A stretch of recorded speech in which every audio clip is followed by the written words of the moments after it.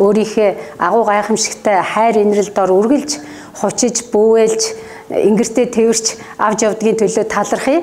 Тэгээд энэ өглөө та биднээс магтаалыг хүлээн авсан талархъя. Бидний чин зүрх сэтгэлийг сонссон талархъя. Тэгээд эзэн минь одоо биднийг бас таны үгийг бид сонсож таны гайхамшигтай инрэл хайр нэгүслийг ойлгож шингээж авахд та туслаарай гэж эзэн Есүсийн нэрээр залбирanгуйлаа. За өнөөдрийн бидний ярих сэдв маань ер нь бол Христийн амьлалтай холбоотой сэдв байгаа. За манай амьд үл чуулган Христийн мэндэлсний баярыг ухтаад 4 цуврал номлол хийхээр төлөвлөсний эхнийх нь одоо өнөөдөр яг энэ надаар дамжуулан бурхан та бидэнд сонирт маань хүргэх гэж байгаа энэ үг байна. Тэгээд Христийн амьлал гэдэг бол бидний яг энд сууж байгаагийн учир утга ач холбогдол байгаа. Бид энд яагаад ирдгийг, энд яагаад сууж идэм бэ, цуглдгийг бэ? Бид яагаад 7 хоногийн ням гараг бүрийг алгасалгүйгээр яг энэ цагтаа энд цуглаад ирдгийн бэ гэдгийг маань гол одоо хөдөлгүүр нь хүч нь Христийн амьлал байгаа. Христ эзний маань амьлал. Удахгүй бид энэ баярыг тэмдэглэх гэж байна. Тэгээд энэ амьлалын баярын талаар сэдв маань болохоор Христийн амьлалын яруу алдар Давидын оюун бодол тусгалаа олсон нь гэсэн сэдвээр ярина. Христийн амьлалын яруу алдар Давидын оюун бодол тусгалаа олсон нь гэж. За Давидын оюун бодол тусгалаа олсон гэхээр энэ хуучин гэрээний хэсгээс яригдах гэж байна гэж ойлгогдно. Тий, Христийн амьлал бүр хуучин гэрээнд эртнээс та бидэнд хэлэгдэж ирсэн зүйл байгаа. Тэгээд Давид бол өөрөө бурханд чин зүрх сэтгэлээсээ хайртай, бурханаа магтан дуулдаг, харилцаатай, амьд харилцаатай, бурханы хайрыг жинхэнэ ёсоор нь ойлгосон, авьяаслаг, хөгжимчин, яруу найрагч, гайхамшигтай хаан удирдагч одоо ийм гайхалтай хүн байсан байгаа. Тэгээд өнөөдөр Давидын дуулсан дуулал номоос бид нэг 2-3 дууллаас авч ярилцах болно.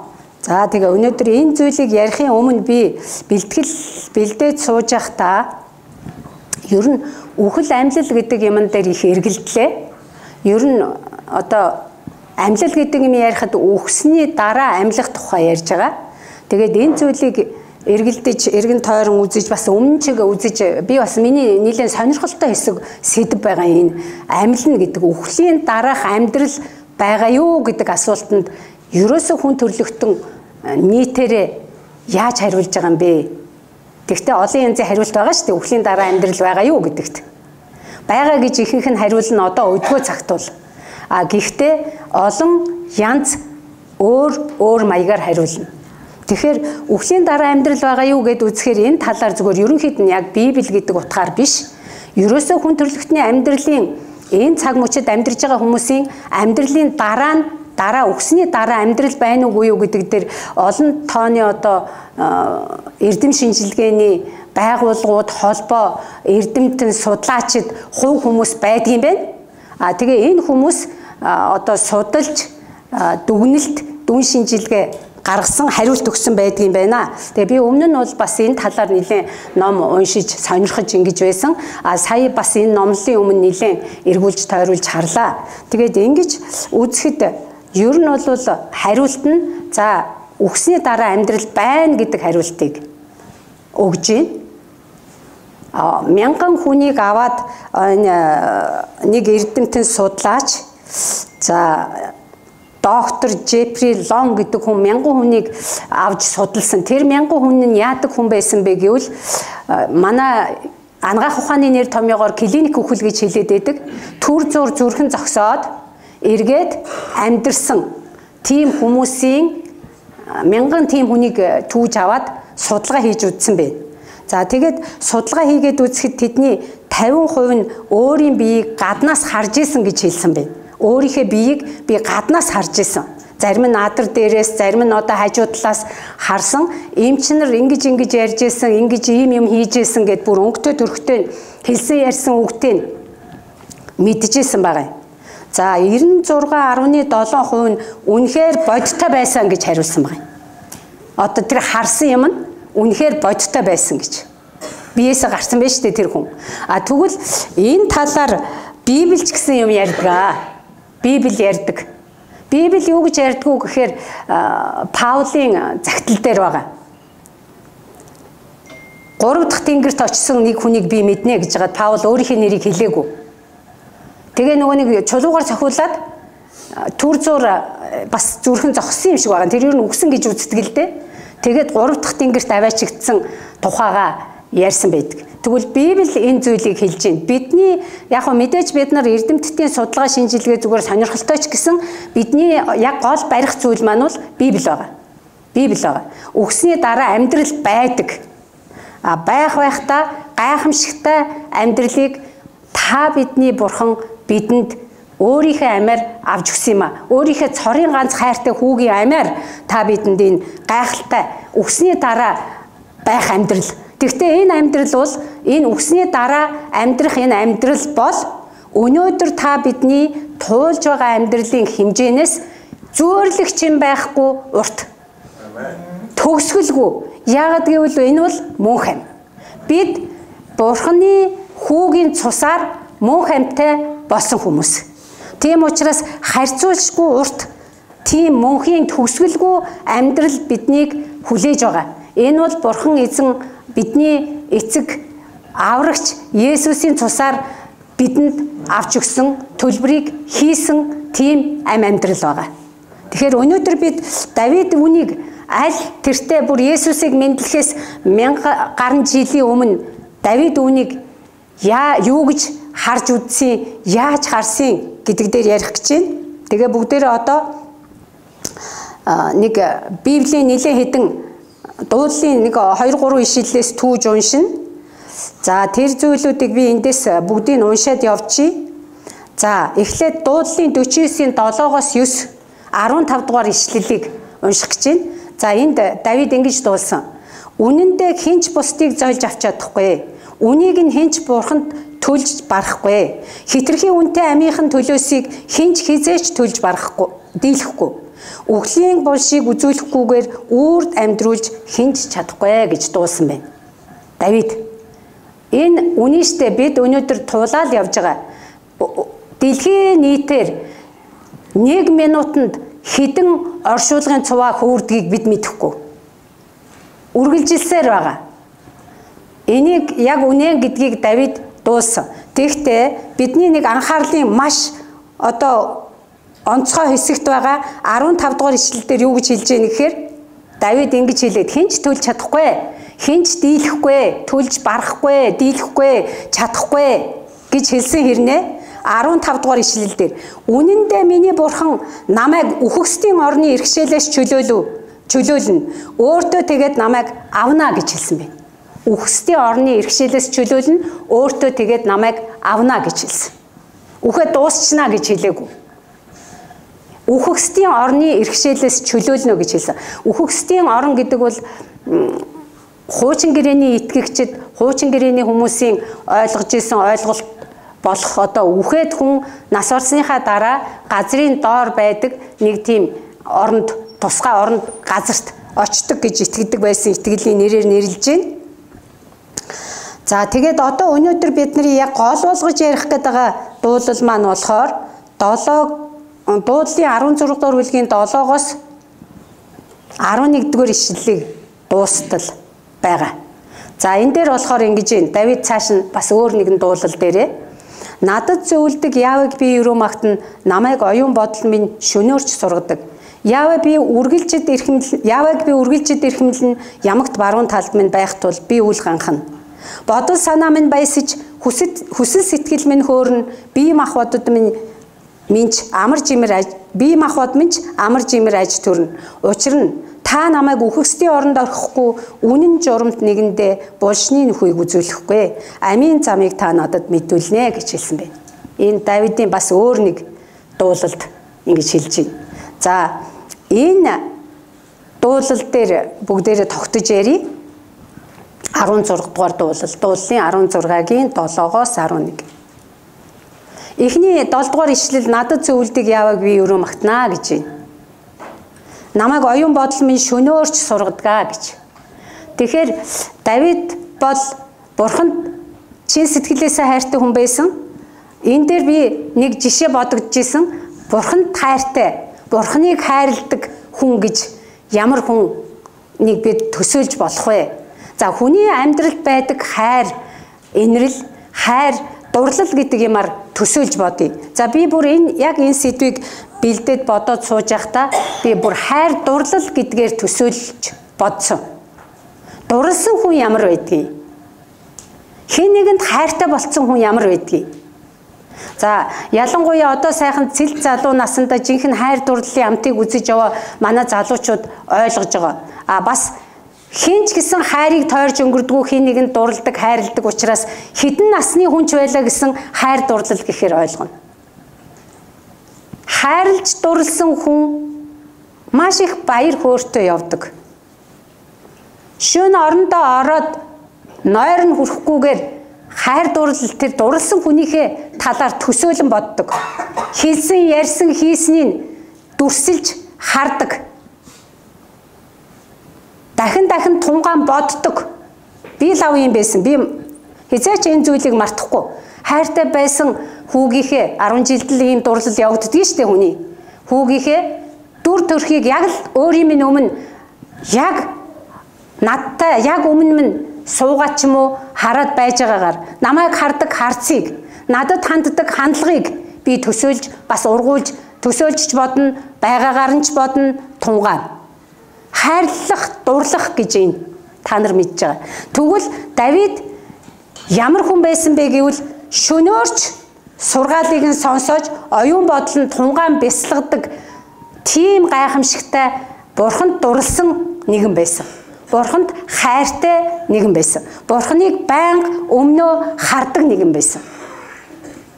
Дараагийн ишлэл дээр юу гэж юм гэхээр яаваг би үргэлжид эрхэмлэн ямагт баруун талд минь байх тул би үл ганхнаа гэж байна. Яаваг би үргэлжид эрхэмлэн гэж хэлж байгаа энэ эрхэмлэх гэдэг үг нь ер нь бол яг их грек хэл дээрээ болохоор еврей хэл дээрээ болохоор яаваг би үргэлж өмнөө байлгадаг. Яаваг би үргэлж өмнөө хардаг гэсэн утгатай. Энд эрхэмлэх гэдэг үгээр авсан нь ерөнхийдөө утга нь бол эрхэмлж явах юмны хамгийн түрүүнд яаваг тавьдаг гэсэн санаа байна.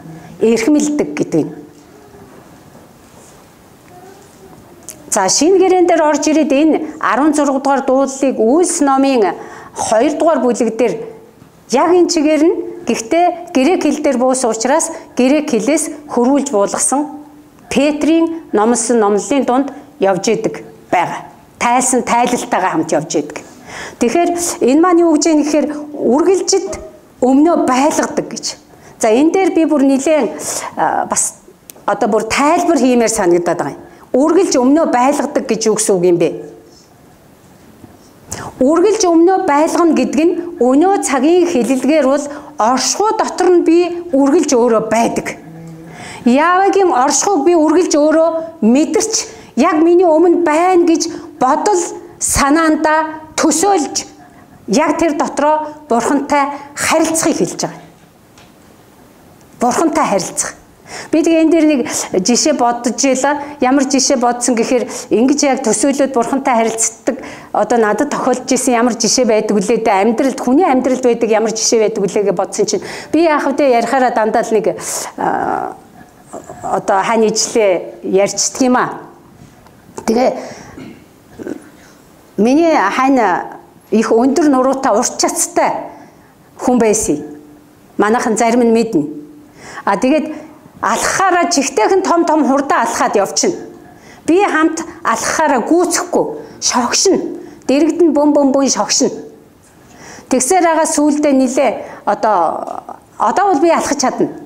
Би тэр сүүлдээ сурсан л да алхаад гүйцэдэг болсон. Бид хоёр 11-р хорооллоос одоо тэр 13-р хорооллын Ascom компани гэд байсан юм да. Одоо ч байж л нэг 3 давхар цагаан барилга тэр 13-р хорооллын 22-р байшингийн яг урталт байдгийг. Тэнд бид хоёр очиж ажилладаг байсан. Хоёулаа номын орчуулган дээр өглөө гэрээс гараад алхана.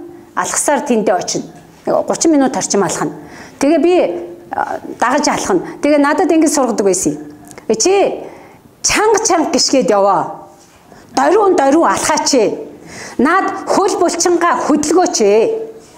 Хөлийнхээ 5 хуруу 10 сарвуг 10 гутал дотроо хөдлөг. Чиний биеийн тустай. Чи нэг зөөлөн гიშгээд гитэж ядаад явахгүй.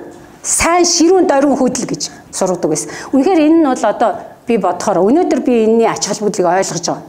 Ширүүн дөрвөн хөдөлж гүйж хараад ширүүхэн алхаж явах нь ямар их бие махбодод тустай юм бэ гэж.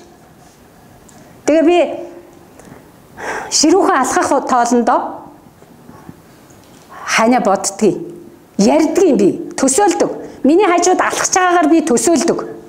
Хань минь ээ, чи надад гомоо хэрэгтэй юм хэлж өгчээ. Миний бие эрүүл мэндэд маш сайн байна. Би эрүүл байна. Би үнэхээр хөлөө аргунуулж байгаа шүү. Би ширүүн дөрвөн алхаад явж байгаа шүү гэж. Тэгвэл яг энэ тайлхан. Тэгээ миний хань намайг хараад баярлж байгаа юм шиг төсөөллийг би авдаг. Энэ амьдралыг орхиод одсон хонж гэсэн миний ханийн зөвлөгөө надад ямар хэрэгтэй байгаа юм? Ямар чухал байгаа юм? Тэгвэл энэ амьдралд хүмүүс ойр дотны хүмүүс нь бие биендээ ингэж нөлөөлдөг юм бол, ийм эрхэм чухал байдаг юм бол, хайр гэдэг ийм л үнэтэй цэнтэй байдаг юм бол, Бурхан, амьд мөнхийн Бурхан бидэнд өөрийгөө илчлээд, өөрийгөө бүрнээр нь өгөөд, за надтай харилцаатай бай, миний оршихуйд бай, миний ариун сүнсний гэрэлд алах гэж бидэнд боломжийг өгсөн юм бол, тэгэх тусмаа бид хуучин гэрээний үеийн дуулалыг бичигч Давидаас суралцаад өнөөдөр үхээд амилсан Давид бол урьдчилаад харж исэн байхад бид нар өнөөдөр үхээд амилсан Эзэн Есүс Христэд итгэж ил байгаа юм бол бид энэ харилцаан дотор яагаад явахгүй гэж. Бид энэ харилцааг яагаад өөртөө үргэлж байлгах гэж хичээхгүй гэж. Энэ харилцаа бол та биднийг хамгийн түрүүнд үхэл мөхлөөс аварсан харилцаа. Үхлийн булшинд ялзруулдаггүй харилцаа. Бие махбодын маань мөхөлд хүргэдэггүй харилцаа. Энэ харилцаа бидэнд Есүс Христээр дамжиж ирсэн. Бид үнийг нь төлж үнэхээр чадахгүй. Давидын хэлсэн үнэн. Хинч хизээч төлж чадахгүй, төлж дийлэхгүй, барахгүй. Гэхдээ харин бидний өмнөөс хэн энэ төлөөс төлбөрийг төлсөн юм бэ гэдгийг Давид урдчлаад. Яагаад би асуусан шүү дээ 15 дугаар ишлэл дээр яагаад үхлийн булшинд ялзрахгүй гэж энэ Давид хаан дуулаад байгаа юм бэ? Яагаад гэвэл Давид тэр шүнжин тунгаан бодохдоо эзэн бурхантай харилцаатай байхдаа өөрөө энэ дүр зургийг олж харсан учраас өөрийнх нь би ялзрахгүйгээс гадна өөрийг нь ялзрахгүй болгох тэр гайхамшигтай нэгнийг төлөөс төлбөрийг хийх нэгнийг олж харсан учраас ингэж дууссан. Тийм учраас энд Христийн амьлалын тод дүр зураг Давидын дуулалд тусгалаа олжээ.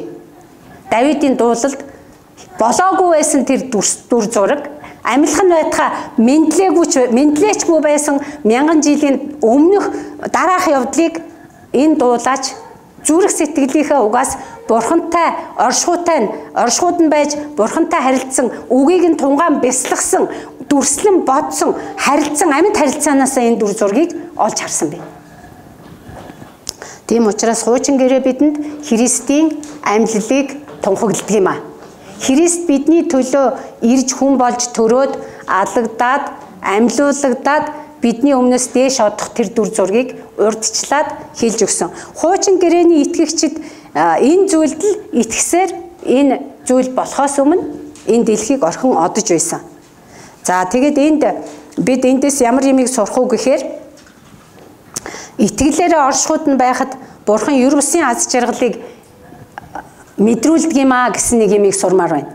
Итгэлээрээ оршихуйд нь байхад Бурхан ер бусын аз жаргалыг мэдрүүлдэг. Давид хаан амьлалын утга учирыг ойлгосон учраас тэр гихийн тэмдэггүй баяр хөөр дүүрэн байсан.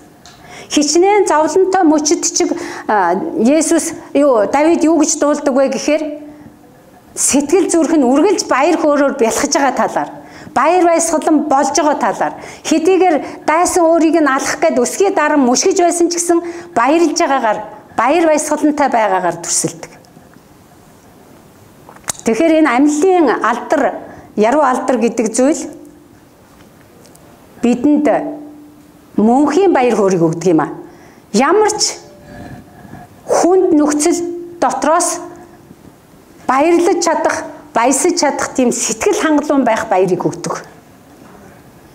Бүх зүйл талархлаа илэрхийл, үргэлж баярл, бас дахин хэлнэ, баярлаа гэж хэлдэг Бурхны үгийн биелэл нь Бурхантай харилцах амьд харилцаанаас гарч ирдэг үхлээс амилсан амьлын яруу алдрын гэрэл дотор гарч ирдэг юм аа. Тийм учраас бид амьлын утга учирыг бүрэн сайн ойлгох хэрэгтэй байна. Итгэлээрээ оршихуйд нь байхад Бурхан ерөөсийн аз жаргалыг мэдрүүлдэг. Итгэлээрээ оршихуйд нь байснараа Давид үхлээс Христ амьлах талаар харж чадсан. Тэрнээсээ болоод баярлсан. Тийм учраас юу гэж хэлж гэнэ үг гэхээр дараагийн ишлэлүүд нь ингэж хэлж байгаа. Тэр 16 дугаар бүлгийн маань дараагийн ишлэлүүд нь болохоор 8-аас явж гэнэ.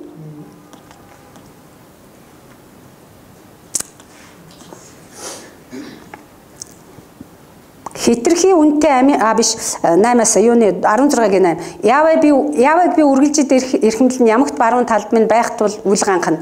За баяр хөөр, үл ганхах байдал, тууштай байдал, тогтвортой байдал гэж хэлж болно. Итгэлээрээ бат тогтвортой байх энэ байдал чинь энэ харилцаанаас ирж байгаа. Тэгээд дараагийн 9 дээр гарч ирж байна. Бодол санаа минь баясаж, хүсэл сэтгэл минь хөөрнө гэж хэлсэн. За би энийг уншаад тунгаагаад бодож явахдаа үгийг хөөгöd үзлээ л дээ. Ер нь энэ үгийг бас өөрөөр яаж хэлж ойлгож болох юм бэ гэдгээр үзсэн чинь бодол санаа минь баясаж, элэг зүрх минь догдлно гэж хэлж болмоор юм шиг. Элэг зүрх минь догдлно гэж.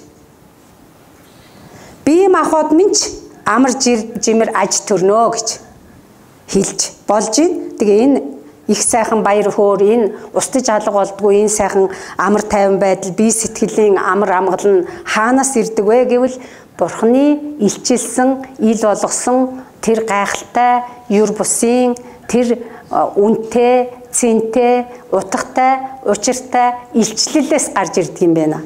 Ариун сүнсний гэрэлтүүлсэн гэрэл дотор байгаа тэр ойлголтоос гарч ирдэг юм байна. Харилцаанаас гарч ирдэг юм байна.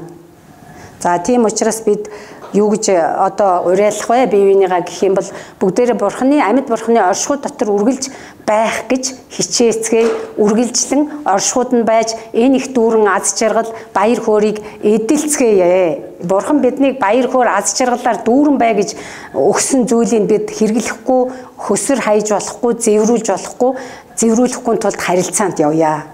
Мөнхийн амьд харилцаанд явъя. За тэгээд энэ дараагийн 10 дугаар ишлэл дээр яагаад ингэж их баярлдаг юм бэ гэдгээ тодорхойлохдоо та намайг үхсдийн оронд орхихгүй, үнэн журамт нэгэндээ булшны нүхийг үзүүлэхгүй. Амийн замыг та надад мэдүүлнэ гэж хэлсэн байна. Амийн замыг надад мэдүүлнэ. Амийн замыг мэдүүлнэ гэдэг дээр би бодож үзээд нэг үг Библийн ишлэл санаанд орж исэн. Тэр ишлэлийн утга нь юу гэж байдгүй гэхээр хуучин орчуулга дээр бол мөхөл рүү хөтлөх зам нь нарийн, хаалган, үүдэн хаалган, өргөн, уудам гэж хэлсэн байдаг. Өргөн уудам гэж хэлсэн. Нарийн биш. Өргөн, зам нь өргөн, хаалган, уудам. Харин амь руу хөтөлдөг зам нь нарийн, хаалган, давчуу. Олон хүн түүн лөө орохгүй, цөөн норно. Харин тэр өргөн дардан зам хаалгаар олон хүн орно гэж хэлсэн байдаг. Тэгэхээр амийн зам гэдэг бол давчуу юм аа. Амийн зам бол маш давчуу. Ихэнх нь нөгөө тал руу урсаад явцдаг. Тэгэхээр өнөөдөр бид энийг яагаад энд ярьж гэнэ үг гэхээр амилсны баяр болох гэж байна. Бид олон хүнийг тэр нарийн давчуу хаалгаар оруулахын тулд зам заагч нь одоо та бид. Амилсны баяраар олон хүнийг энд урьж авчиръя. Ойр дотныхоо хүмүүсийг авчиръя. Тэр нарийн давчуу хаалгаар оруулахын тулд залбиръя, авчиръя. Нарийн давчуу хаалгач гэлээ гэсэн эзний төлсөн агуу их өндөр үнэтэй төлбөр төлөөсийг ойлгуулж өгье. Бурхны амьд Бурхны амь таны төлөө тасарсан юм шүү. Таны төлөө амьд бурхан гэм зэмгүй амьд бурхан амиа өгсөн цорын ганц хайртай үүгээ өгсөн юм шүү гэдгийг хүмүүст ойлгуулъя. Тэгжээж энэ нарийн давчуу замаар бүгдээрээ оруулъя. Тийм учраас бүгд залбирая. Одоо дараа нь дахиад 3 цуврал номлол байна. 2 нь цуврал номлол, 3 дахь нь болохоор яг амьсны баярын номлол байгаа. Одооноос эхлээд залбирая бүгдээрээ. 3-7 хоног үлдэж гин. Тэгээд хайртай дотн хүмүүсээ авчиръя. За тэгээд Үйлс номын 2 дугаар бүлэг дээр энэ Давидын 16 дугаар бүлэг дээр дуулсан дуулалыг тайлсан тайлал Петрийн номлол дээр байгаа. Би энийг зүгээр л уншия. Зүгээр уншихад зүгээр л ойлгомжтой. Маш тодорхой тайлбарлаж хэлсэн байгаа. 2 дугаар юуны 2 дугаар бүлэг. Үйлсийн 2 дугаар бүлэг. 25 дугаар ишлэлээс.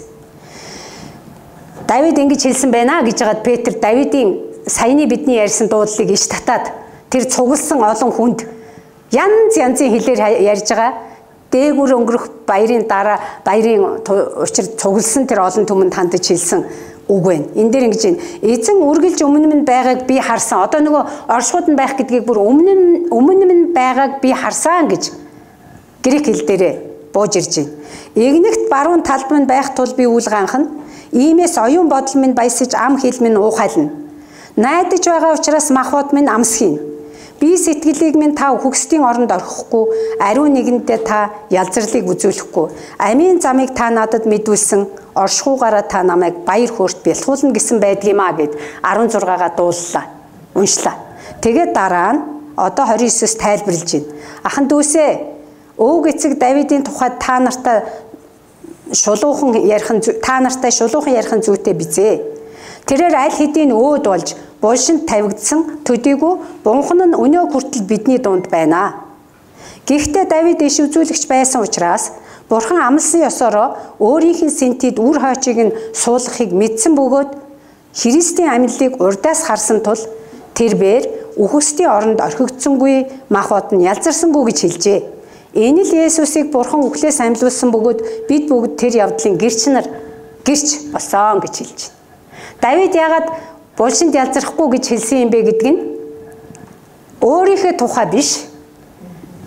Ирэх аврагчийн Христийн амьлах талаар дуулсан байна.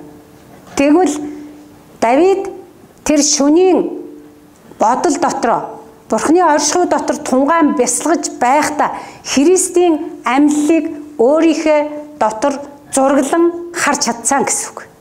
Тэгвэл өнөөдөр бид яг энэтэй адилхан бид өнөөдөр бас л янз бүрийн нөхцөлд Бурхны үгийг уншдаг, янз бүрийн нөхцөлд байдаг, хүнд хэцүү явдал дундч байдаг, бас баяр хөөртэй явдал дундч байдаг, сайн сайхан хийгээд муу муухай аль ч нөхцөл байдал дотор бид эзний үгийг уншдаг, тунгаадаг, боддог. Ялангуяа хүнд хэцүү нөхцөл дотор бид Давид шиг тэгж Бурхны амлалтынд итгэж, найдаж чадах уу? Бид Бурхны хэлж байгаа үгийг тэгж тод дүрслэн харж чадж гин үү? Бид тийм байдлаар Бурхны оршихуйд, амьд оршихуйд байж чадж гин үү? Хэрвээ чадаж байвал Бурхан гайхамшигыг үлддэг юм байна. Ямар ч хүнд нөхцөл дотор биднийг бат найдвартайгаар итгэл дээр баталгаатай зогсохыг зөвшөөрдөг юм байна. Ямар ч нөхцлөөс бид бас зөвхөн одоо ирээдүйн яг махбодын үхэл, сүнсний үхлийн талаар энд бас яриад зогсохгүй. Өнөөдрийн бидний итгэлийн амьдрал дээр хүнд хэцүү зовлон дунд байхдаа ч гэсэн бид итгэлээрээ Бурхны оршихуйд байснаар хүнд нөхцөл дотор талархаж чадах юм байна, баярлаж чадах юм байна. Бас энэ байдлаас татаж гаргаж Бурхан чадах юм байна. Дуудлын 70 дугаар бүлгийн 70 дугаар бүлэг дээр бас хэлсэн байгаа. За тэнд юу гэж хэлж гэнэ үү гэхээр одоо татаж гаргах тухай. Дуудлын 70-аас эндээс уншичи. За би энэ дээр тэмдэглэж авсан байна уу хараадах юм. Байгуул эндээс уншия.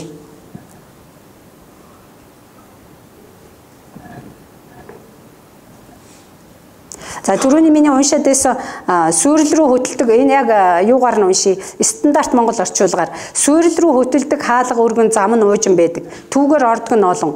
Харин амь руу хөтэлдэг хаалга нарийн зам нь давчуу байдаг. Үүнийг олдог нь цөөн гэж хэлсэн байна. Матай номын 7-гийн 13-аас 14 дээр ингэж хэлсэн байна. За тэгээд бүгдээрээ дуудлын 71-ийн 20-с уншия. Гай зовлон надад үе олноор нь үзүүлсэн ч гарцаагүй та намайг эргэж сэргэнэ. Газрын гүнээс татаж намайг босгоно гэж хэлж байна. Энэ өнөөгийн бидний хүнд нөхцөл дотор байгаа хүмүүс бас оршихуй дотор нь байхдаа энэ дуудлыг бас дуулах боломжтой. Давхар юм санаа байгаа. Мэдээж мөнх амийн тухай ярьж байгаа, өгсний дараа босгож ирэхийг ярьж байгаа. Гэхдээ энд гай зовлон надад үе олноор нь үзүүлсэн ч гарцаагүй та намайг эргэж сэргэн. Газрын гүнээс татаж намайг босгоно гэж байна. За өнөөгийн нөхцөлд ямар хүнд гай зовлон тохиолддог юм бэ? Янз өвчин зовлон бүр эдгэшгүй өвчин зовлон тусаж болно. Ойр дотны нэгэнд маань эсвэл өөрт маань. Эсвэл одоо санхүүгийн хүнд дарамтанд ороод өр ширэндээ баригдаад одоо авлагтай хүмүүс чинь байд суухын аргагүй хамаг юм чинь хурааж аваад шүүх цагдаад өгөөд байхын аргагүй мөшгөж байгаа байж магадгүй, дарамтанд оруулж байгаа байж магадгүй. Бүр өөрөө өр ширэнд ороод одоо бүр газрын үнс шалан дээр хэвтэж үнсэн дотор хөрвөөж байгаа юм шиг мэдрэмж төрж магадгүй. Гэхдээ бурхан яадаг вэ гэвэл би яг бурхнаа чин сэтгэлээсээ харилцаан дундаа байж оршихуйд нь үгийг нь тунгаан бодож бясалгаж харилцаж амьд харилцаанд байж хахад гай зовлон надад үе олноор нь үзүүлсэн ч гарцаагүй намайг эргэж сэргэнэ гэдэг итгэл бидэнд байдаг. Сэргээдэг. Олон хүн шалан дээрээс босч ирсэн үнсэн дотроос сэгсрээд цэцгийн хэлхээ титэм өмсөд өнөөдөр баяр хөөртэйгээр дээш дэвшээд гарч ирсэн олон хүний жишээг би сонсдог. Байдаг. Өрөнд ороод бүр одоо хамаг юма бараад сүүлдээ бүр байх суух газаргүй болоод ор хоронгүй, ойч хаяггүй, унах унаагүй хөл нүцгэн шахуу таварч явсан хүн өнөөдөр бизнес эрхлээд маш гайхалтайгаар бурхны хаанчлалыг тунхаглаад олон сүм чуулганы салбараар нь тариад явж байна. Бурхан үнэхээр бидэнд ийм л гайхалтай найдвартай үгийг өгдөг. Эргэж сэргэн гэж. Газрын гүнээс татаж намайг босгоно гэж хэлдэг. Үнэхээр л бид ямар ч дааж давшгүй нөхцөл бидэнд байхгүй шүү. Ямар ч нөхцөлд орлоо гэсэн бид гунхарч гомдох шалтгаан байхгүй. Бидний энэ Христийн амьлсан явдал бидэнд амласан та нар булшинд язрахгүй гэдэг энэ үг биднийг ямар ч хүнд нөхцлөөс баярлаж чадах тийм шалтгааныг бидэнд өгдөг юм аа. Ямар ч нөхцлөөс биднийг гаргадаг юм аа. Гарсан жишээ олон байгаа. За би яриулаад байвал манайхан доторч сууж байгаа. Гайхалтай ерөөсөн юм болдог. Бүр бүтэхгүйндээ, энч гойргүйндээ ингээд дууслаа гэж яхад гайхалтайгаар ерөөл ивэлээ буулгаад өнөөдөр магтуулаад бурхан олон манад байгаа хүмүүсийн амаар магтуулаад явж байгаа. За энийг сонсдог би баталж хэлнэ. Үнэхээр гайхалтай. За тэгэхээр дараагийн бидний сурах зүйл маань юу вэ гэвэл за эхнийх нь болохоор итгэлээрээ оршихуйд нь байхад бурхан ерөөсийн аз жаргалыг мэдрүүлдэг гэдэг нэгдүгээр сурах зүйл байна. За хоёрдугаар сурах зүйл нь бурхан бүр эртээс Христийн амьллын яруу алдрыг ил болгож харуулсан гэдэг зүйл байна. Бурхан бүр эртээс Христийн амьллын яруу алдрыг ил болгон харуулсан. Яруу алдар. Яруу алдарт нам гэж бид нар хуучин социализм үед яруу алдарт нам Бадран манд тугай гэдэг байсан. Яруу алдарт жинхэнэ амьлсан Есүсийн яруу алдар биднийг одоо бид ил болж Давидын дуулсан дуулалаар хуучин гэрээнийхэн харж исэн. За хуучин гэрээнийхэн ингэж харсан учраас яадаг вэ гэвэл Христийн амьллын алдар суугаар итгэгчдийг ямар ч нөхцөлд сэтгэл хангалуун болгодог гэдэг гурав дахь юмыг сурж болж байна. Яагаад гэвэл хуучин гэрээний итгэгчид Христийг төрөхөөс өмнө энэ хорвоог орхин одсон. Итгэжсэн итгэгчид. Юу амьлах нь байтугай төрөхөөс өмнө. Тэгвэл тэд яадаг байсан бэ гэдгийг Еврей номын 11-р бүлэг дээр гайхамшигтайгаар итгэлийн баатруудын талаар дурдсан маш урт одоо дурдсан баатруудын түүхэн дотор байж байгаа. Авраам байж байна. Авраамыг итгэлээр нь одоо бидний өвөг, бидний үлгэр жишээ болох хүн гэж хэлдэг. Тэгэхээр Авраам юуг олж харж исэн бэ гэвэл Авраам Бурхан үхэхсдээс ч гэсэн амьлуулах чадaltaй гэдгийг харсан учраас цорын ганц арай гэж олдсон хайртай хүүгээ Моригийн уулан дээр өргөх тийм зүрх сэтгэлтэйгээр шийдвэртэйгээр очиж өргөсөн гэж тооцогддог. Яагаад гэвэл Авраам амьллыг урдчлан харж байсан. Еврей номын 11-р бүлгээс бүгдээрээ яг тэр хэсгийг нэг хоёр ишлэлийг олж уншийе. Еврей номын 11-р бүлгийн 30-аас хойш байгаа. За энд хэсэг юу вэ? За бүр нэлийн дээрээс уншичмаар санагдлаа. За 33 дээр энэ тэд гэж тэр хуучин гэрээний итгэгчдийг хэлж байна. Итгэлийн баатруудыг.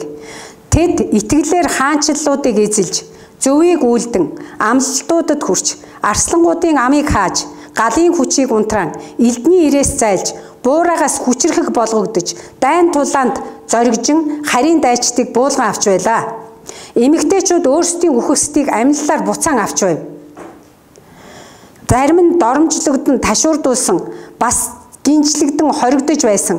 Тэд чулуугаар шидүүлэн соригдож, тас өрөөдөгдөн, элдэн төнөөгдөж, хонь ямааны арьс нөмрөн явж, хоосон тарчиг байн зовж ад үзэгдэжээ. Тэд цөл уул агуу болоод газрын гаваар тэнэвчлэн байлаа. Тэдний хувьд дэлхий зогсгүй байжээ. Итгэлээрээ тэд бүгд сайн гэрчлэлийг олсон боловч амлагдсныг хүлээн аваагүй аж. Яагаад гэвэл Бурханд бидний төлөө илүү сайныг урдаас харж байсан. Тийм болохоор тэд бидэнгүүгээр төгс болгогдох ёсгүй ажээ гэсэн энэ маш гайхалтай өгүүлбэр байна. Хуучин гэрээний итгэгчид Христийн амьллыг бодтоор нь үзэж чадаагүй ч гэсэн итгэлээрээ энэ бүх дурдгдсан хэцүү зовлон туулан гарч чадсан. Тэгвэл тэд үзэж чадаагүй нь яасан бэ гэвэл өнөөдөр бид түүхийн өнгөрсөн цаг руу харж байгаа Христийн амьллын аль хэдийн болоод өнгөрсөн түүхийг харж байгаа та бидэнгүүгээр тэд төгс болохгүй байсан учраас хуучин гэрээний итгэгч, шин гэрээний итгэгчид хамтдаа Бурханы хаанчлалын иргэд болж байгаа учраас та бид Бурханы хаанчлалыг төгс болгохын тулд өнөөдөр энд байж байгаа учраас энэ өгүүлбэрийг хэлж өгч байна. Тэгэхээр бид бол хаадын хаан, эздийн эзэн, хамгийн дээд эрх мэдэлт, агуу гайхамшигтай, үхснийг амьлуулах чадaltaй Бурханы охид хөвгүүд, хаанчлалынх нь иргэд, та бид бол амьллынх нь бодит гэрч нар сууж байгаа. Бидэнд янз бүрийн үхсний дараа амьдрал байна уугүй юу гэдэг элдвийн баримтсэлттэй судалгаа хэрэггүй. Бидэнд Библи байна. Бид Бурханы амьд үгэнд итгэдэг. Тийм учраас бид ямар ч хүнд нөхцөлийг даван туулах чадaltaй байд юм а. Ямар ч төлбөрийг миний эзэн миний өмнөөс даад давшгүй төлбөрийн маань өрийн маань төлж өгсөн учраас бидэнд төлж чадахгүй өр шир гэж байх учиргүй. Бид Бурханыхаа хүчээр Бурхантайгаа харилцах харилцааны амьд харилцаанаас гарч ирдэг тэр агуу гайхамшигтай ёроолоор бид энэ зүйлүүдийг даван туулах болно. Бурхан өнөөдөр бидэнд яг ийм зүйлүүдийг хэлж өгж гин биднийг зоригтой бай, тууштай бай, гал цогтой бай, итгэлээ бат сах гэдэг. Тууштай бай, бүү тогтургүй биш бай, тогтуртай бай, бүү шантар, бүү зоригмох. Ингэж биднийг өнөөдөр Бурхан сургаж байна. Тийм учраас бүгдээрээ онцлог утга санаагаа дахиад давтъя. Нэгдүгээрт итгэлээрээ оршууд нь байхад Бурхан юр бусын аз жаргалыг бидэнд мэдрүүлдэг юм аа. Итгэлээрээ оршууд нь байна гэдэг нь Бурхантай амьд харилцаа, Бурханы оршихуй. Хоёрдугаарт нь Бурхан бүр эртнээс Христийн амьллын яруу алдрыг ил болгон харуулсан юм аа. Бүр эртнээс харуулсан. Бид харин хоошоо ухарч харж байгаа. Давид урьдчилж харсан бол бид хоошоо ухарч түүхийг харж байгаа. Энэ үнэн түүх. Гуравдугаарт нь Христийн амьллын алдар суу итгэгчдийг ямар ч нөхцөлд сэтгэл хангалуун болгодог юм аа. Христийн амьлын алдар суу итгэгчдийг ямар ч нөхцөлд сэтгэл хангалуун болгодог. Бидэнд дутаж гутсан хомсгон сэтгэл байх учиргүй. Яагаад гэвэл Христийн амьлал Бурхан өөрийнх нь оршихуй, Бурхан бол өөрөө тэр оршихуй нь өөрөө бидэнд өв хөрөнгө. Бидний нандин өв. Бидний өв хувь нь Бурхан өөрөө. Амьллынхаа яруу алдрыг бидэнд хүүгээрээ үзүүлсэн тэр агуу гайхамшигтай Бурхан. За дүгнэлт нь юу гэж гарах вэ гэхээр Бурханы оршихуйд байж ариун сүнсээрээ ил болгосныг ухаарч ойлгон Христ итгэлийн амьдралдаа аз жаргалтай бие сэтгэл амар явцгаая гэдэг ураа гарч байна. За ийм гайхалтай үгийг эзэн Бурхан маань та бидэнд өнөөдөр өгчээ. За тэгээд Адамтай холбоотой бүхэн үхтэгчлэн Христтэй холбогдсон бүхэн амьлуулагдана гэдэг баяр хөөрөөр амьлсныхаа баярыг бүгдээрээ өгтий. Олон хүнийг амьлал руу авчрахын тулд залбирая, урья, баяр дээрээ олон шинэ хүнтэй сайхан баярыг бүгдээрээ тэмдэглэе. За тэгээд залбираад дуусгая.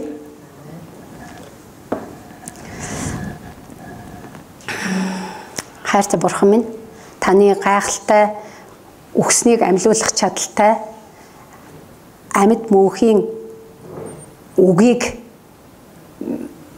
хүлээж авч сонсож зүрх сэтгэлдээ оруулан баяр хөөр болж баярлаж байгаадаа тандаа талархъя. Үнэхээр өнөөдрийн магтаал бид баярлсаар байсан, магтаал дээр баярлсан, баярлна гэж дуулсан, хөөрнө гэж дуулсан, үнэхээр хайр гэж дуулсан, хайртай гэж дуулсан. Энэ маань зүгээр нэг хэлж байгаа амаар гарч байгаа үг биш, харин бидний таны амьллын яруу алдраар сэргсэн, амьлсан доторх цог жавхлантай, гайхалтай тэр сүнс бие сэтгэл маань хамтдаа магтж байгаа явдал үлээ эзэн минь. Баярлалаа. Бид таны баяр хөөргийг өгсөн баяр хөөргийг зүрх сэтгэлдээ авч олон хүнд энэ баяр хөөр баясгалан түгээхийг хүсэж байна. Та бидний сонссон үгээр дамжуулан биднийг үнэхээр хэрэгжилттэй, чин сэтгэлээсээ танд хайртай, таны үгэнд ордог дуулууртай, таныг дотроосоо гэрчилж харуулдаг тийм сайхан өссөн, өсөглөөн төлөвшсөн дагалдагчд байлгаж өгөөрэй гэж танаас гуйж байна. Тэгээ та бидэнтэй үргэлж оршихугаараа хамт байгаарай. Бид таныг нүднийхээ өмнө байгаагаар харж төсөөлж, тантай ярьж, харилцаж, таны өгсөн заавар чиглүүлгийн дагуу амьдрмаар байна эзэн минь. Та бидэнд туслаарай гэж эзэн Есүсийн нэрээр залбирanгуйлаа. Тэгээд